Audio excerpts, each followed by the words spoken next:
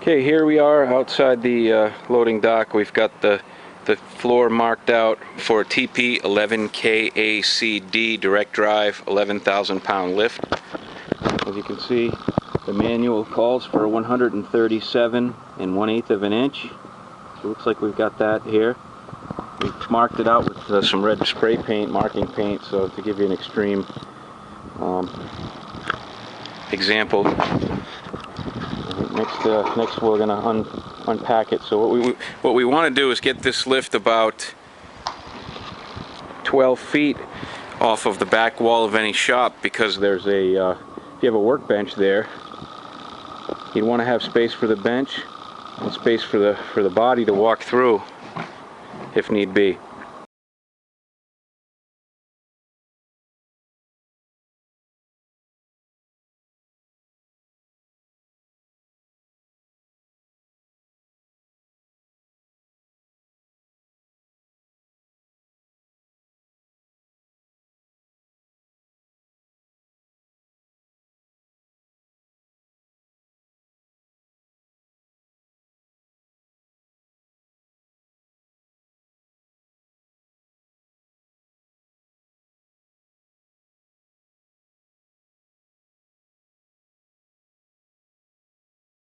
So the idea here is you're setting up the piston before you install it in the column. Correct. You install the pistons in the columns before you stand them up. Correct. Much easier. Much easier? Cool. Oh yeah. Great. And that's the Teflon tape there, and that's a 90-degree elbow. The piston will actually face the floor as you see it here. That's the overflow fitting? Right. Okay. On the power side, you need the three-way. Three-way, okay. We know it's the power side column because we've got the power unit bracket. So you want the three-way T up. This will be the top of the cylinder once we place it in the column. So what Joe's saying is make sure that we Teflon tape our fittings, and we install the overflow on the power side. Is that going in the top here, Yep, Joe? it's going right there. Okay, so we're going to remove this plastic shipping plug and install that T-fitting on the power side for your overflow. Alright, And with then, the adapter. Okay. So you got two pieces there, one adapter and then one T-fitting, both Teflon taped. Okay. Screw it in. It's a lot easier to do than on top of a ladder. Right. Make that even with the hole, right? And so when you tighten that T-fitting, you want it even with the hole, so the holes line up. It doesn't matter, it moves. Oh, okay, great. Thank you.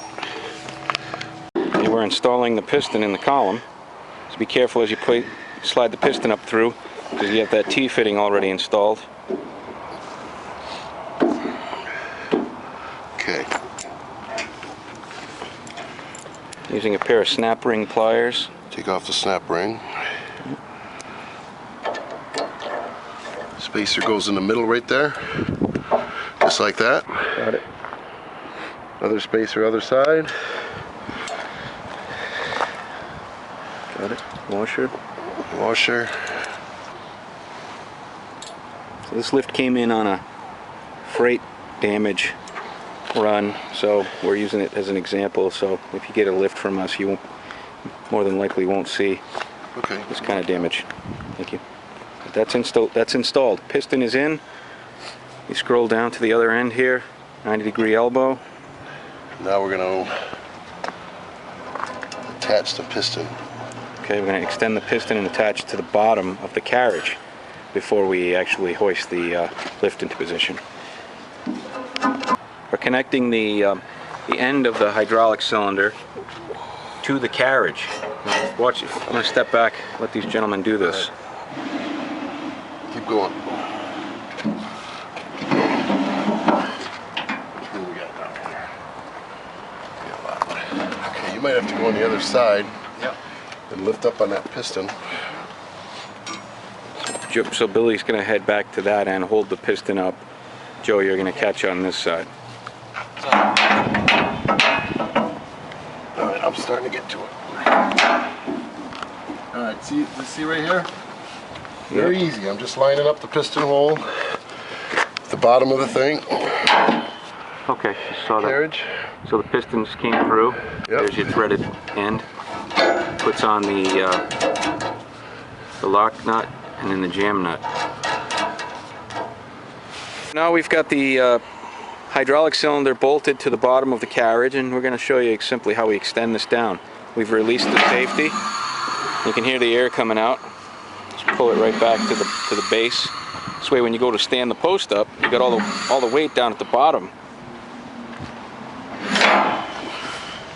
And that's what it'll look like once it's installed. The hydraulic cylinder is installed in the column.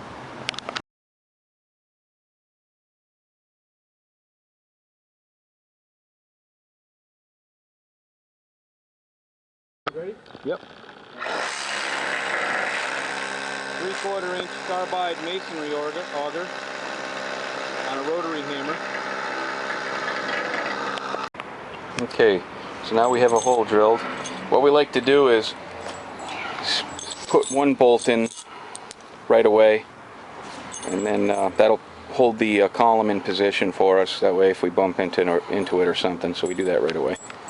So Billy's going to demonstrate this now. Always wear your safety goggles.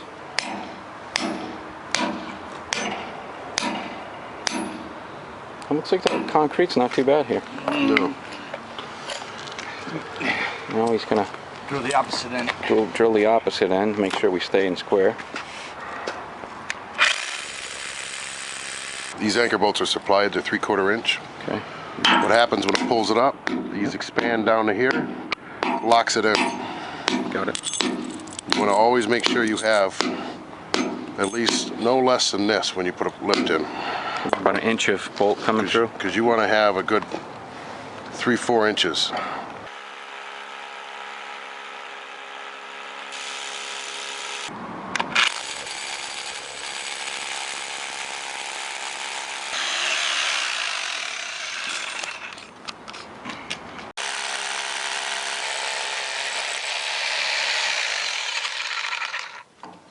So when you get around the side of the lift, you drill the center hole.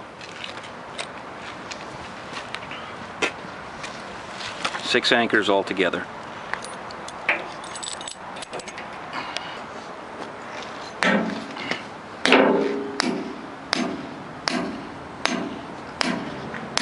This is some good concrete here.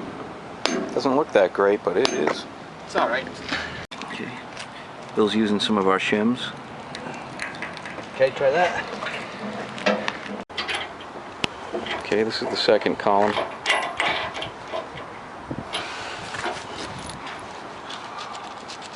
Same drill as last time. Installing the bolts. Bolts facing down, inward. Two bolt holes open at the top. This way you can attach the crossbeam. The bolts will pass straight through. Billy's installing the 90-degree elbow in this cylinder. And Bill's installing the overflow 90 in the offside cylinder. And like I said, this is a scratch and dent model freight claim lift, so it's got some dings here and there. We're feeding the hydraulic cylinder through on the offside post, same as last time. It's got the pin, the washer, then the spacer.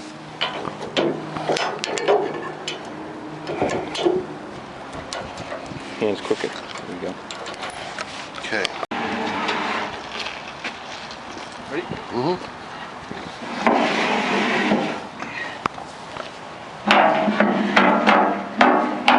Oh, we're good. Nuts. Right there on your right.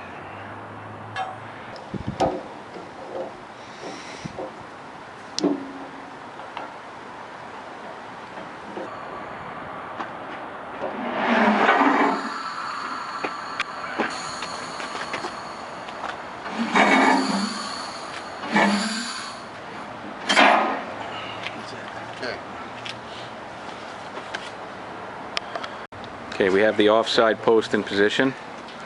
Before we nail that post down, we're going to install the crossbeam. There's a chance of working with that crossbeam right here. So I recommend installing the switch before it goes up. Yes. Safety switch.